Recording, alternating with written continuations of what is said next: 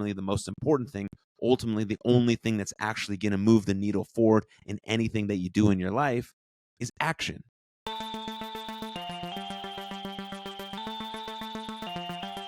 Hello, my friend, and welcome to Something for Everybody. My name is Machbitz, and today is a solo episode of the podcast where I will be covering 10 tiny habits that will change your life. And recently I've done a lot of these episodes where I do 10 habits that could potentially improve your mental health, or 10 habits to improve your life, or 15 things that, stupid things that men associate their masculinity with, all sorts of these things. I really enjoy these solo episodes and exploring these topics with you guys and seeing if I can sophisticatedly and accurately express what I think might resonate with you, because it's resonated with me. And so that's why we're doing this today, because these tiny habits, these little deliberate actions that you take every single day create the totality of your life. And so if we can be very conscious and deliberate with these daily actions, then these tiny actions add up to create the life that we want. And it goes in reverse too. If we keep making these deliberate choices every day to not do the things that make us feel great, to not do the things that we know are in our best interest, then it will create the life that we don't want. But there's always time. There's always time. If there is breath left in your lungs, that means that you can make a choice to change your life. And that means that you have the capabilities and the capacity to change your life. And it all starts with making a decision, right? It becomes this process of awareness, acceptance, and action. You are aware that you want to make a change, or you are aware that you could do better, or that you can improve, or you can become better. Everyone can improve. You're never too good to get better. And if you're aware of that, then you're like, okay, I'm aware of that. I'm aware that I need to tackle this, or I've been avoiding this, or I could get better at this. Full well knowing that you're enough, you're capable, you're loved, you're valuable, but you have this awareness that you want to just improve a little bit in this area. Okay. Then you move to step number 2, which you accept it. You accept that fact that this is your starting point. Okay, this is my starting point. Whatever it may be, for an exercise routine, meditation routine, journaling routine, finding a new job, creating a new resume, filling out the gaps in your education, whatever it is, you just accept that for what it is. Acceptance doesn't mean I can never change it. Acceptance means this is my starting point. This is really where I'm at. And I have to accept the fact that this is actually where I'm at. And now I've accepted that, I can move from this honest place and take these small steps forward that create these large, massive gains in my life. And then step number 3, ultimately the most important thing, ultimately the only thing that's actually going to move the needle forward in anything that you do in your life is action. But these first 2 steps are very important. You become aware, you accept, and then you move into action. Again, the only thing that's ever going to move the needle forward on anything you want in your life is going to be action. Everything is decided by action. And action means these daily, deliberate choices that you make that could potentially change your life. And they're changing your life anyways. Not making a choice is still making a choice. And so you have to think about the consequences of your actions and the consequences of your inactions. Consequences of your actions, consequences of your inactions. There's always going to be hard. Hard is never going away. Hard and difficulty and setbacks and obstacles are part of life. And so you have to choose your hard. I would rather armor myself by doing hard things, by making these deliberate choices, by creating discipline in my life so that I can handle the more difficult moments that pop into my life that are unpredictable, that are challenging, that are uncontrollable. And I've built a foundational piece into my life to allow myself to handle those things a little bit better. And when the joyous emotions come, when the happy emotions come, when the fulfillment, the love, the purpose, all of those beautiful things that also come with life, I can enjoy them fully and deeply. So it's about this range of things that we experience as humans, and building these habits and actions and protocols and algorithms into my life to be able to fully experience those range of things, whether it's on the quote unquote positive or quote unquote negative emotional side. I'm still able to feel, experience, and deal with it. It's the same 3-pronged approach: awareness, acceptance, and action. And so that's a little bit of introduction to what we're going to talk about today, again, which is 10 tiny habits that will change your life. And here is number 1. Number 1 is make your bed. Now, specifically making your bed will not change your life. And specifically making your bed will not make you successful.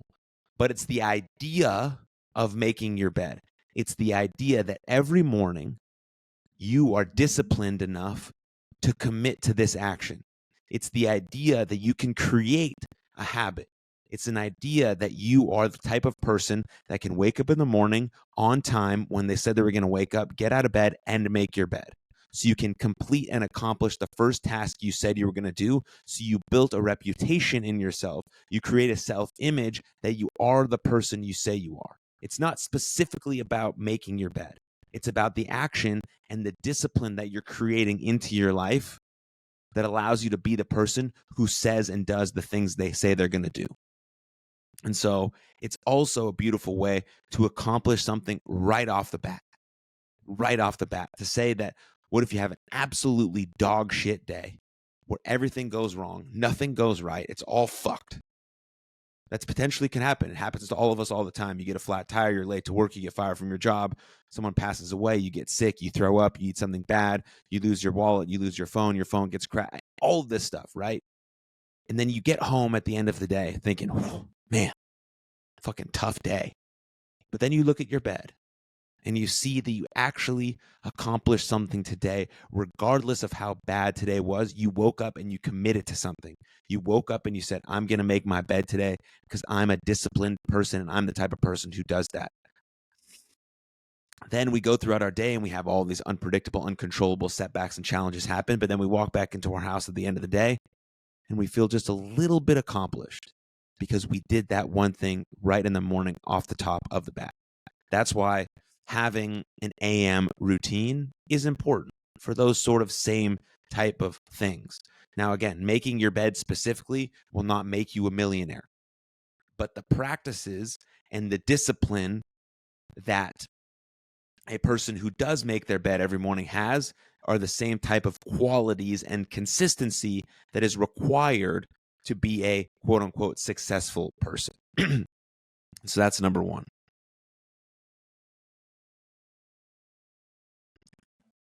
Number two, simply drink more water. Drink more water. There's tons of reasons why you need more water. Here's a few, right? Water lubricates your joints. It forms saliva and mucus. It boosts skin health and beauty. It regulates body temperature. It flushes waste. It maintains blood pressure. The airways need it. Your body needs it. Water is a foundational piece of how the human body works, and we have to give our bodies enough water. So drink more water. Right after you make your bed, have an 8-ounce glass of water. Definitely should be drinking water right when you wake up. You definitely should be drinking water way before you get on your phone and way before you drink coffee. At least if you can do those two things, you're starting off on the right foot. You've made your bed and you drank some water before you got on your phone and before you had caffeine to allow your system to wake up, to allow the water to lubricate your joints, to flush out waste, to just wake yourself up in a more revitalizing and healthy way rather than rolling out of bed, immediately checking our phone, and immediately turning on the coffee, right? Have a little bit of discipline about yourself. Be someone who actively takes care of their body, their mind, and their soul by doing just a few little things that could potentially alter the fabric of your whole entire life. And it's very, very important, and it's not far-fetched. So drink more water, simply. Drink more water, as well as, which we're going to get to soon, so I'll just hold off to that. But number 3, jump rope for 2 minutes daily. I like this one because it's simple, it's easy, jump roping is fun, and it allows you to just get a bit of movement. Now, from my experience, when I jump rope for 2 minutes, it seems to go by very quick. I get some extra reps in, and then I feel like, oh, that's fun. I just moved around a little bit. Now my endorphins are going. I've been drinking some water. I made my bed this morning, and I just jump rope for 2 minutes. Maybe I want to do that in increments throughout the day to give myself, breaks, because we're only really supposed to work for 90 minutes. That's sort of our work bout Andrew Huberman talks about this a lot with circadian rhythms and different body clocks that we have, the 24-hour clock, the 90-minute clock, and then getting up and doing something, some sort of activity or rest or recovery to allow our brain to flush and then move into our next 90-minute workout.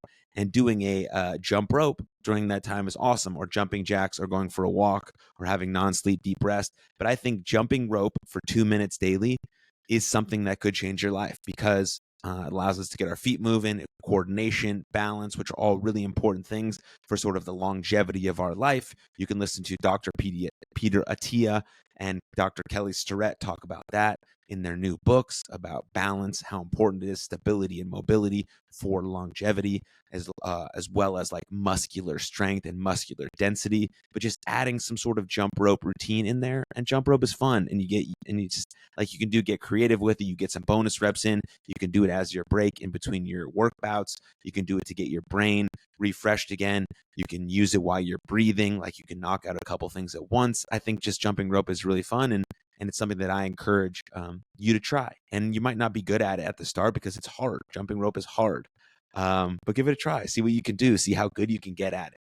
See what sort of stuff you can work on. Can you do one-legged hops? Can you do a double jump, right? All of these cool things that could potentially be added into this one little 2-minute routine that you do throughout the day that just sort of revitalizes you and allows you to move and honor your body throughout the day while you're working or doing whatever.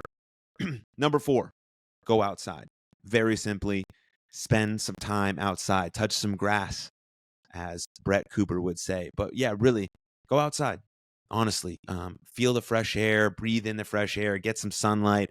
Andrew Huberman, again, talks about this all the time, that you want to get some morning sunlight in as soon as possible, right? So if you're thinking about a really dynamic morning routine, it could potentially be wake up, take some deep breaths while you're in bed, think about some of your intentions for the day, maybe write down some things or just think about them. Allow yourself to wake up a little bit, get your feet on the floor, think about how grateful you are to have another day, for the breath to be renewed in your body, and then get up, make your bed, maybe do some personal hygiene, brush your teeth, wash your face. Then I would highly recommend having a glass of water, drinking that as fast as you possibly can. I also drink an Element in the morning, which is something that you can do as well, which is great for hydration and electrolytes. It goes great with water, so you can do both of those to knock out your hydration really early in the morning. And then go for a walk, a short walk, view some sunlight, go outside, breathe in the fresh air, see the sunlight, move your body. This is all before you even think about looking at your cell phone, because that is not even close to good for you, your brain, or your day, or your energy when we just wake up. And so we want to be able to then go outside. Go outside. Allow yourself to feel the fresh air, take some nice deep breaths, look at the sun, get your circadian rhythms back in tune for the 24-hour clock. That's the same thing you do with the 90-minute breaks when you're jumping rope. All things like that matter. They matter. Now, these things specifically will not, again, make you quote unquote successful, right? There's tons of successful people who don't do any of these things, and that's totally cool. But this is giving you your best chance to succeed, because you're creating patterns, you're creating discipline, and you're giving your body the things it needs to be able to recover, to get to the edge of your capacity, to work as much as you can, but also recovery just as hard, and also be present and have deep love, and all of these very important things that a well-rounded individual will have. And so that's why I think it's important. Again, your choice, but I'm just giving you some things that I think have worked for me, and I know have worked for the people that I talk to and work with, and in the literature and the research that I've read as well. Number 5, take a 1 to 2 minute cold shower. This is very similar to making your bed. It's about creating discipline. And we also want to interject little things in our day that are hard, because we have to armor ourselves, right? We got to choose our hard. David Goggins talks about this. He talks about chosen and unchosen suffering. There's tons of unchosen suffering in the world.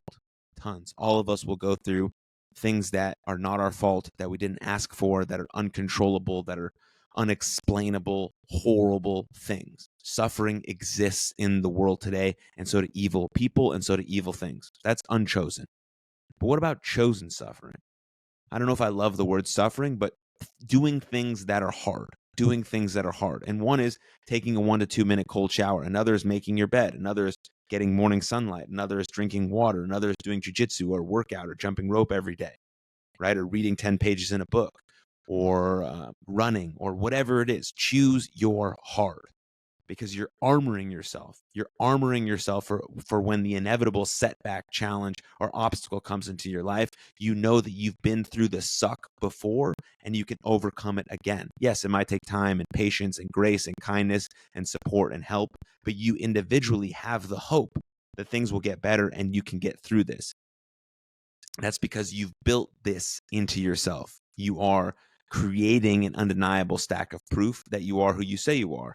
And you've built this self-image and this self-esteem in yourself by creating this reputation of who you are, by doing these hard things, committing to these hard things, creating discipline in your life, and doing them deliberately and consciously every single day to create the person that you know you can become. And so that's why it's important. Number 6, send a good morning text. Why not? Why not? Why not send a good morning text? It could be to the same person every day, could be to a different person every day, but this is just about creating relationships. And relationships are the most important thing. I don't know how many times I can say this on this podcast, but if you're a new listener, one, thank you for being here. But there's an 85-year study that was done, and basically it said that out of Harvard, and it basically said to live the good life, you have to have good relationships. So why not send a good morning text? It feels good for you to send a text, and it definitely feels good for the person to receive the text. And it's just creating relationships. Hold on, I'm scratching my throat. And it's just creating relationships. It's creating love. It's creating connection. And it's just a really kind, honest gesture. And you do it from the bottom of your heart saying, hey, good morning. I hope you have a great day. Like whatever it is, but send something. And make that a habit to check in on your people, to send texts, to send messages, to have phone calls, to create connections, right? Relationships take work. The relationship we have with ourselves takes work and effort. And the relationships we have with other people take work and effort. And we have to put in that work and effort to create these amazing relationships that will absolutely change the fabric and the texture of our whole lives. That's so beautiful to have those powerful, strong, reciprocal, honest, cooperative relationships. And it starts with effort. It starts with you creating channels of communication with the people that you want to have these beautiful relationships with. And one way to do that is potentially sending a beautiful good morning text. So now I say this, good morning text is at least 1 hour, if not the very least 30 minutes after you've woken up, right? Because you made your bed, you drank your water, you viewed some sunlight, maybe you did some jump rope, and then we're 30 minutes in, maybe even 60 minutes in. Now you're on your phone, potentially starting your workday or sitting down to eat breakfast or whatever your schedule may be. Then we have this time to send out this good morning text, right? But we're not instantly hopping on our phone right when we open our eyes to wake up. That's bad for our brain, bad for our body, bad for our energy. It's bad for everything. So create some discipline, create some structure, create some PM and AM bookends that allow you to take control over your morning and night so that you have a little bit more control over those ends of your days, because the chunk in the middle is going to be very uncontrollable. And so if we can start off and end really well, then we have those those bookends to create the cornerstones of our life and the deliberate actions we wish to take and how we want to show up and the values and all of those really, really important things. So that goes along with number 7, which is hide your phone. Hide your phone. Distraction is the number one reason why people don't reach their level of potential. It's why they leave so much untapped potential. It's why they leave so much potential dormant. It's because they get distracted and they don't know how to focus on the right things at the right time. That's attention. You have control over your attention, your effort. You have control over your attention and your effort. Attention and effort. And now your attention is in your control. So how can you focus on the right things at the right time for the right amount of time? And potentially one of those things that might help you do that is by hiding your phone. Hiding it means putting it in another room so that you can get 90 minutes uninterrupted of work time. You can get into deep work. You can actually finish the things that you're trying to do. You're not just attention switching and multitasking, quote unquote, even though that's not a real thing, and you're leaving some attentional residue behind as you're task switching. No, follow through on one thing all the way through, get it done. Hide your phone, put a timer on, go 90 minutes, and see how deep you can get into your work and how much you can actually get done when you're not checking Twitter or Instagram every 15 seconds and your attention is left there and left here, and then you have like not as much attention, not as much willpower, and not as much brain power left over to do the thing that you actually deemed important.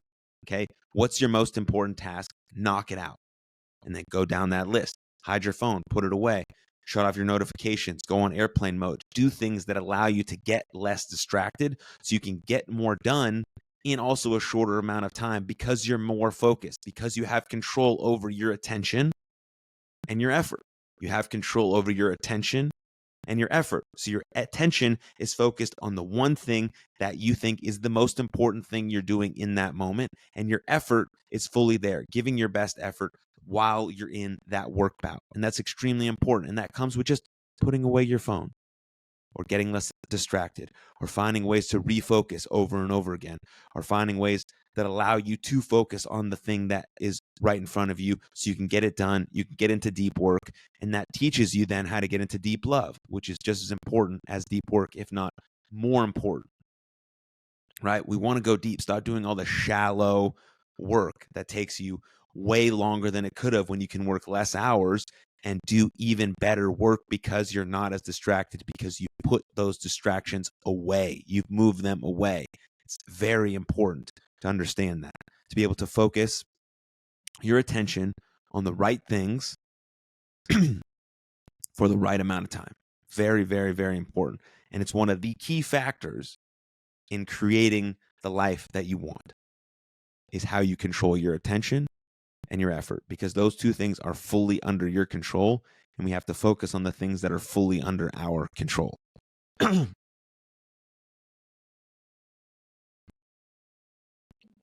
Number 8, end your workday with a complete shutdown ritual. This is part of the bookends that I was talking about. We briefly spoke about an AM bookend. Now we're talking about a PM bookend. When you're done with work, you should have a complete shutdown ritual where you're powering off, you're leaving the deep work aside because you've gotten into deep work because you decided that you don't want to do all this shallow, distracted, task switching work bull crap that's not getting you anywhere. You want to do fully focused, deep work, 90-minute bouts with some breaks in between, like jumping ropes or jumping jacks or going for a walk or doing some burpees. And 90 minutes at a time, you're attacking these 90-minute work bouts in deep ways so you can get the most work done. You have control over your attention and your willpower, and you're removing the distractions and all these really powerful tools that we can use to get into deep work. And then when that's done, you have a complete shutdown ritual. You have a complete shutdown ritual. Why? Because the next thing that happens into your life, whether you have a family, a partner, kids, or you're going out with friends or whatever, you want to get into deep love. And you can't get into deep love. You can't love fully and be present and create quality time with the people you're around if you haven't fully shut down from the thing that you just got done. Deep work, complete shutdown, a ritual for that. Rituals are very important. Whatever you may do, think about it. But you've just crushed it. You just had a great work day full of deep work bouts. Now you're trying to go into deep love. You want to be present for dinner. You want to make dinner. You want to be present. You want to spend quality time with your friends. You're about to go meet them, or your kids are coming home, or you want to spend time with your kids, or you want to spend time with your partner, right? Having that shutdown ritual allows you to transfer seamlessly into deep love, which is about presence and quality time. Deep love is about presence and quality time. That's what we're after. Number 9, breathe intentionally. This could be through a mindfulness practice, a meditation practice, a contemplation practice, but we want to be able to, at points throughout the day, breathe with intention. Now you can set up these as a protocol. If this, then what? If I walk through a door, then I take 1 mindful breath. If I finish a work bout, then I take 3 mindful breaths. If I go to the bathroom, then I take 1 mindful breath. Setting up little protocols and algorithms throughout the day that allow you to really take a mindful breath, which is in through the nose, holding at the top, and exhaling really strong. And we want to breathe into our diaphragm, into our belly, not breathing with our shoulders, but breathing so our belly expands in through our nose. And then breathing hard out the mouth. That's breathing intentionally. Now, you can set up a 10, 15, 25-minute meditation or mindfulness or contemplation practice to put that on your schedule to actually breathe intentionally. Or again, you can put it as a protocol or an algorithm throughout your day so you get in those intentional breaths. Once I step outside, I take 2 mindful or intentional breaths. Now you're knocking out 2 or 3 of these habits all in one. And so it becomes a rhythm in your life. You just become the person who takes care of these things. Yes, every time I step outside and I feel the fresh air, the sunlight, I breathe intentionally. Every time I finish a 90-minute workout, I take a couple deep breaths before I do jump rope, right? Adding these little things throughout the day. It doesn't have to be these big, long practices. I don't have to sit here and meditate for 60 minutes every day to try and get in this sort of monk mode. I'm a real person in real life. Okay, how can I just sprinkle in these moments of intentionality, of breathing, of exercise, of movement throughout my day, because I'm a busy person with a lot of things going on. I understand that. So if we can sprinkle these things in throughout the day, these micro moments of movement or intentionality or of breathing or of deep love or of work or of less distraction or whatever it is, it's super important. So create these algorithms. If this, then what? If I go to the bathroom, then I take a mindful breath. Whatever it is, allow yourself to have those. And then they stack up throughout the day. Then you add those things together. Now I've taken at least 2 minutes of mindful breaths or breathing intentionally throughout the day, and I didn't have to sit down and do it.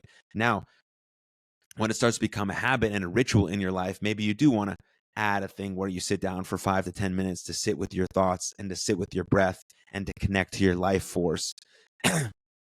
And to move closer to the center of your being and to get into that being mode out of the having mode. It's a very, very, very, very powerful practice. But if we can start with just having these micro moments throughout the day where we place them into our day throughout the algorithms that we placed by just deciding to breathe intentionally sort of throughout the day based on the action we did previous. And I think that's really important. Again, in through the nose, hold at the top, breathing into the diaphragm and the belly, and then exhaling just a little bit longer.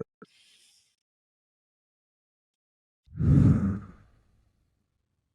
the last one, number 10, is lay out your clothes for tomorrow. I think this is important because it falls in line with the first one, which was make your bed. This just creates less friction between you and the thing you want to do in the morning. Now, I put this on there because most people work out in the morning before work. And so we want to create as little friction as possible between you and the healthy habit that you're trying to create.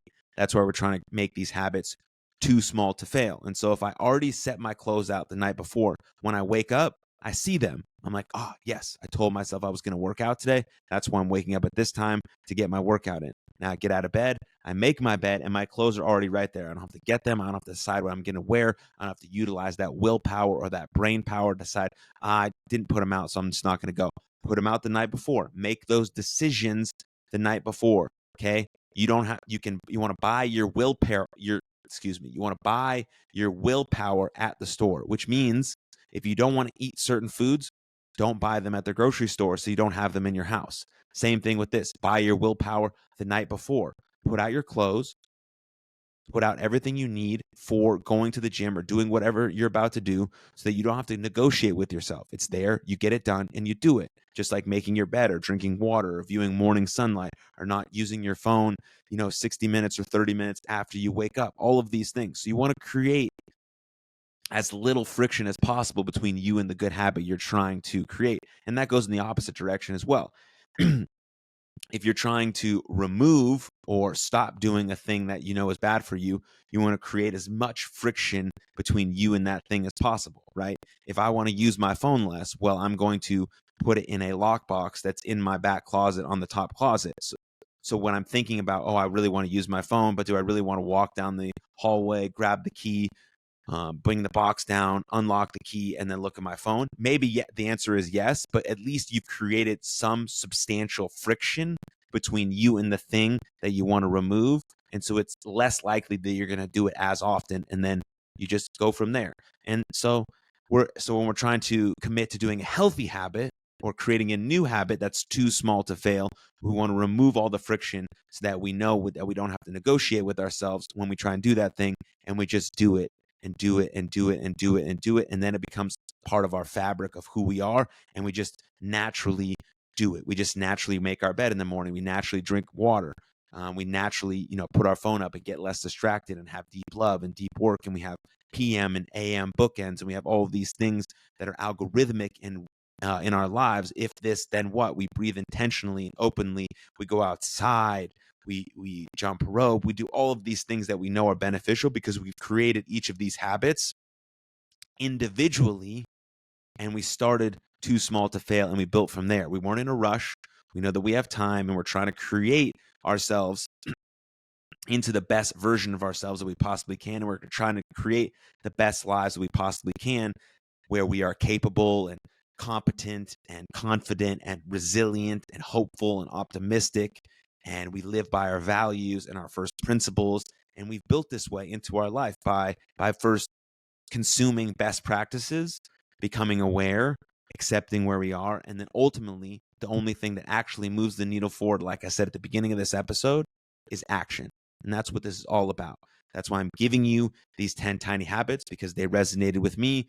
Maybe they'll work for you, but it's worth giving them a shot. Maybe you've given a few a shot already. Maybe some of these things are already in the fabric of your life, and that's awesome. But it all starts and ends with action, with conscious, deliberate choices. That's what makes up our whole life. And you are the type of person who is capable of making the changes you want.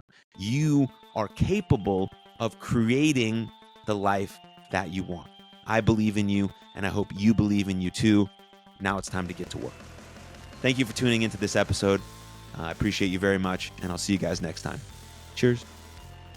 What's up, everybody? Thank you for tuning into that episode. And if you enjoyed it, click here for another full-length episode of the podcast. And please don't forget to subscribe. But above all else, most importantly, please take good care of yourselves and others. And I'll see you next time. Lots of love. Cheers.